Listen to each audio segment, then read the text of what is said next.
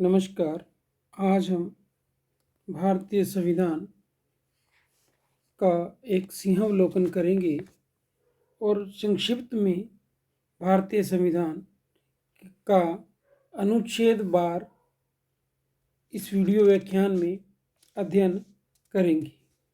आइए सबसे पहले हम जानते हैं कि भारतीय संविधान का निर्माण किस प्रकार हुआ। 1942 ईस्वी में क्रिप्स मिशन ने भारत में संविधान सभा के गठन की बात को स्पष्टतः स्वीकार किया, परंतु इसे व्यवहारिक रूप वर्ष 1946 में कैबिनेट मिशन प्रस्ताव द्वारा प्रदान किया जा सका। संविधान सभा के लिए चुनाव जुलाई अगस्त 1946 में हुए। इसमें ब्रिटिश भारत के लिए आवंटित 296 सीटों हेतु चुनाव हुए, जिसमें भारतीय राष्ट्रीय कांग्रेस को 208, मुस्लिम लीग को 73 एवं छोटे दलों व स्वतंत्र सदस्यों को 15 सीटें प्राप्त हुई। देश के विभाजन की योजना स्पष्ट होने पर संविधान सभा को पुनः व्यवस्थित किया गया। पाकिस्तान में शामिल होने वाले क्षेत्रों व देशी रियासतों से चुनकर आने वाले सदस्य अब भारत की संविधान सभा के सदस्य नहीं रहे। अब संविधान सभा में 389 के स्थान पर 299 सदस्य ही रह गए, जिसमें 229 सदस्य प्रांतों से तथा 17 सदस्य देशी रियासतों से थे। भारतीय संविधान सभा में 15 महिला सदस्य शामिल थे। 9 दिसंबर 1946 को संविधान सभा की प्रथम बैठक हुई। इस बैठक में डॉक्टर सच्चिदानंद सिन्हा को अस्थायी अध्यक्ष चुना गया। 11 दिसंबर 1946 को डॉक्टर राजेंद्र प्रसाद को संविधान सभा का अध्यक्ष और श्री H.C. मुखर्जी को उपाध्यक्ष चुना गया तथा इसी दिन सर V.N. राव को संविधान सभा का संवैधानिक सलाहकार नियुक्त किया गया। 2 दिन पश्चात संविधान निर्माण का प्रारंभ 13 दिसंबर 1946 को पंडित जवाहरलाल नेहरू के उद्देश्य प्रस्ताव ऑब्जेक्टिव रेजोल्यूशन से हुआ। यही उद्देश्य प्रस्ताव भावी संविधान की रूपरेखा थी। इस उद्देश्य प्रस्ताव में कुल 8 अनुच्छेद थे। संविधान के प्रारूप को तैयार करने के लिए 29 अगस्त 1947 को प्रारूप समिति का गठन किया गया। इसमें डॉक्टर भीमराव अंबेडकर अध्यक्ष थे। इसमें अध्यक्ष सहित कुल 7 सदस्य थे। भारत के संविधान के पिता आधुनिक मैन की संज्ञा डॉक्टर भीमराव अंबेडकर को दी जाती है। संविधान सभा में B.R. अंबेडकर का महत्वपूर्ण कार्य हुआ। संविधान की प्रस्तावना में 26 नवंबर 1949 का उल्लेख उस दिन के रूप में किया गया है जिस दिन भारत के लोगों ने सभा में संविधान को अपनाया, लागू किया व स्वयं को सौंपा। 26 नवंबर 1949 को अपनाए गए संविधान में प्रस्तावना 22 भाग, 395 अनुच्छेद तथा 8 अनुसूचियां थी। प्रस्तावना को पूरे संविधान को लागू करने के बाद लागू किया गया। संविधान सभा के द्वारा 2 वर्ष 11 मास और 18 दिनों की अवधि में भारतीय संविधान का निर्माण किया गया। संविधान सभा ने 26 नवंबर 1949 को संविधान को अंगीकार किया और उसी दिन से संविधान के 16 अनुच्छेद प्रभावी हो गए। इसके कुछ समय पश्चात 26 जनवरी 1950 को संपूर्ण संविधान लागू किया गया। इस प्रकार 26 नवंबर 1949 को भारतीय संविधान अडॉप्ट किया गया, अंगीकृत किया गया, जबकि 26 जनवरी 1950 को संविधान लागू किया गया। 26 नवंबर भारत में संविधान दिवस के रूप में मनाया जाता है। इसकी शुरुआत 2015 से हुई क्योंकि यह वर्ष भारतीय संविधान निर्माता डॉक्टर भीमराव अंबेडकर के 125वें जन्मदिवस के रूप में मनाया जाता है। अब हम अध्ययन करेंगे भारतीय संविधान का अनुच्छेद 22। जैसा कि हम जानते हैं कि भारतीय संविधान में 22 भाग हैं और 395 अनुच्छेद हैं, 12 अनुसूचियां हैं। वर्तमान वीडियो व्याख्यान में हम 2 भागों का अध्ययन करेंगे, जिसमें नंबर 1 है संघ और उसका राज्य क्षेत्र। इसमें आर्टिकल 1 में कहा गया है, भारत अर्थात इंडिया राज्यों का संघ होगा। यद्यपि संविधान की संरचना संघात्मक है, किंतु प्रारूप समिति ने संघ यूनियन शब्द का प्रयोग करने के पीछे 2 स्पष्ट कारण बताए हैं। पहला तो यह है कि भारतीय राज्यों के मध्य किसी अनुबंध का परिणाम नहीं है। दूसरी बात है, किसी भी राज्य को संघ से अलग होने का अधिकार नहीं है। आर्टिकल 1 के 2 का संबंध राज्य और उनके राज्य क्षेत्र से है, जो भारतीय संविधान की पहली अनुसूची में दिया गया है। आर्टिकल 1 के 3 में लिखा गया है, भारत के राज्य क्षेत्र में निम्न क्षेत्र शामिल होंगे: राज्यों के राज्य क्षेत्र, संघ राज्य क्षेत्र, ऐसे अन्य राज्य क्षेत्र जो अर्जित किए जाएं। आर्टिकल 2 में नए राज्यों का प्रवेश या स्थापना के बारे में लिखा गया है। इसमें कहा गया है कि संसद विधि द्वारा संघ में नए राज्यों का प्रवेश या उनकी स्थापना कर सकेगी। आर्टिकल 2 का निरसन कर दिया गया।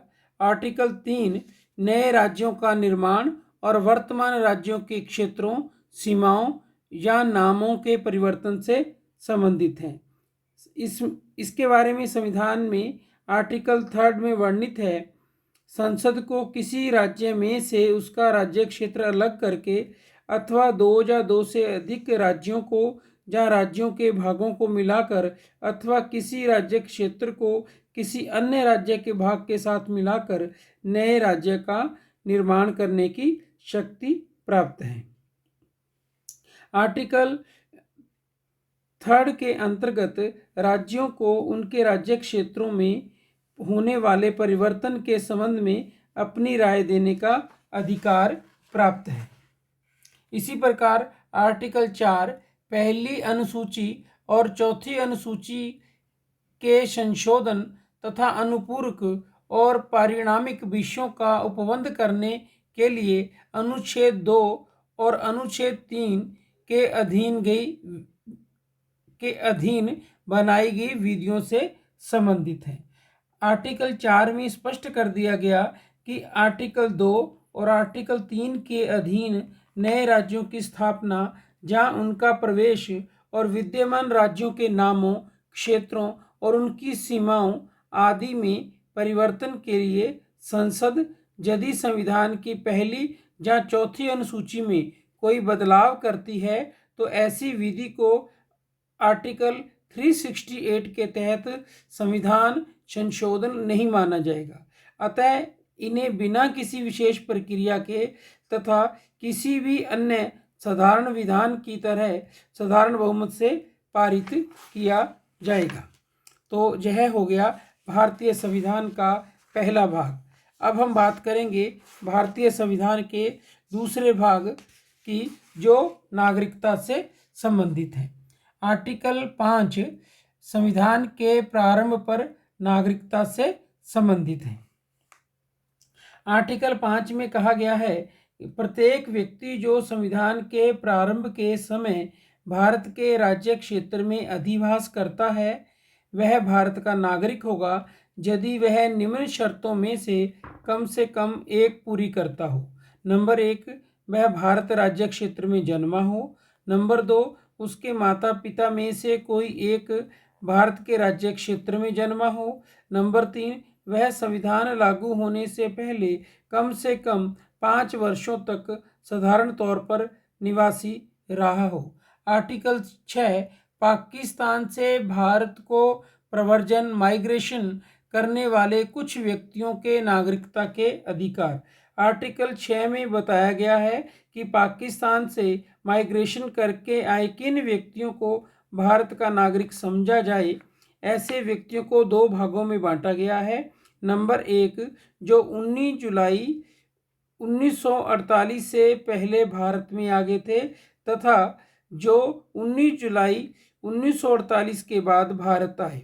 19 जुलाई 1948 की तिथि का महत्व यह है, इसी तिथि से भारत से पाकिस्तान और पाकिस्तान से भारत प्रवास के लिए अनुमति पत्र प्रणाली शुरू की गई थी।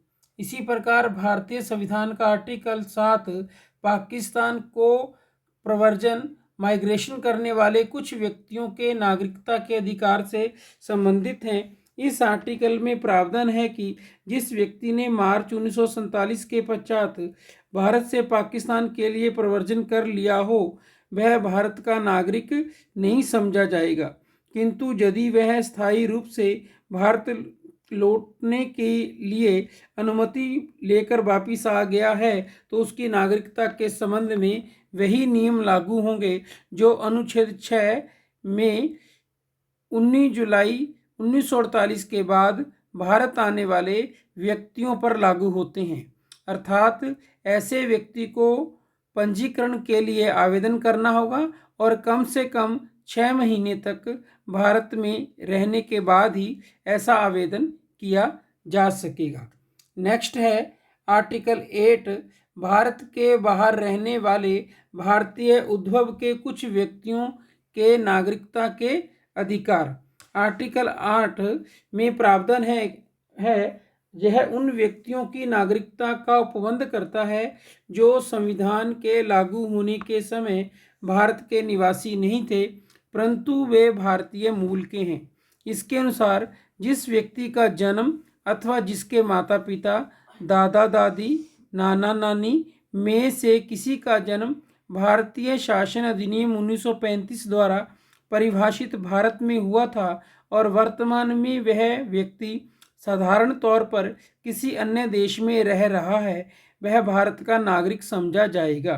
यदि वह अपने निवास के देश में भारत के राजनयिक परिषद के प्रतिनिधि के समक्ष नागरिकता संबंधी आवेदन प्रस्तुत करता है तो उसके आवेदन पर उसकी नागरिकता का पंजीकरण स्वीकार कर लिया जाता है। इसी प्रकार अनुच्छेद 9 में विदेशी राज्य की नागरिकता स्वेच्छा से अर्जित करने वाले व्यक्तियों का नागरिक ना होना से संबंधित है। आर्टिकल 9 में यह प्रावधान किया गया है कि विदेशी राज्य की नागरिकता स्वीकार कर लेने पर कोई व्यक्ति भारत का नागरिक नहीं रहेगा। इसी प्रकार नागरिकता की समाप्ति से संबंधित आर्टिकल 10 में वर्णित किया गया है, नागरिकता के अधिकारों का बना रहना। आर्टिकल 10 यह स्पष्ट करता है कि किसी नागरिक की नागरिकता का अधिकार संसद द्वारा बनाई गई विधि के अलावा किसी अन्य प्रकार से छीनना या टर्मिनेट समाप्त नहीं किया जा सकता। आर्टिकल 11 में प्रावधान है संसद द्वारा नागरिकता के अधिकार का विधि द्वारा नियमन किया जाना। आर्टिकल 11 संसद को नागरिकता के अर्जन, समाप्ति एवं नागरिकता संबंधी अन्य उपबंधों में परिवर्तन करने की पूर्ण शक्ति प्रदान करता है। नागरिकता अधिनियम 1955 के अनुसार किसी भारतीय नागरिक की नागरिकता समाप्ति के 3 आधार हैं। नंबर 1 परित्याग, नंबर 2 पर्यावसान और नंबर 3 वंचित किया जाना। परित्याग का तात्पर्य है भारत का कोई भी वयस्क नागरिक अडल्ट सिटीजन घोषणा करके अपनी नागरिकता का त्याग कर सकता है। इस प्रकार की घोषणा वही व्यक्ति कर सकता है जो भारत के अतिरिक्त किसी दूसरे देश का नागरिक है। दूसरा पर्यावसान, जिसे टर्मिनेशन कहा जाता है, भारत का वह नागरिक जिसने देशीयकरण अथवा पंजीकरण द्वारा अपनी इच्छा से भारत की नागरिकता स्वीकार की थी तथा वर्तमान में वह स्वेच्छा से किसी दूसरे देश की नागरिकता ग्रहण कर लेता है तो उसे भारतीय नागरिकता से वंचित कर दिया जाता है। इसी प्रकार तीसरा है वंचित किया जाना, डिप्राइवेशन। ऐसा भारतीय नागरिक जो पंजीकरण के द्वारा भारत का नागरिक बना है, वह केंद्र सरकार के आदेश द्वारा नागरिकता से वंचित किया जा सकता है। किसी भी व्यक्ति को यदि वह जन्म से भारत का नागरिक है तो उसे सामान्य परिस्थितियों में नागरिकता से वंचित नहीं किया जा सकता। तो इस प्रकार हमने इस वीडियो व्याख्यान में भारतीय संविधान के भाग 1, भाग 2 तथा अनुच्छेद 1 से 4 और 5 से 11 का अध्ययन किया। आशा ही नहीं, पूर्ण विश्वास भी है कि यह वीडियो व्याख्यान न केवल आपकी अकादमिक शिक्षा के लिए अपितु प्रतियोगी परीक्षाओं की तैयारी कर रहे विद्यार्थियों के लिए भी उपयोगी साबित होगा। धन्यवाद।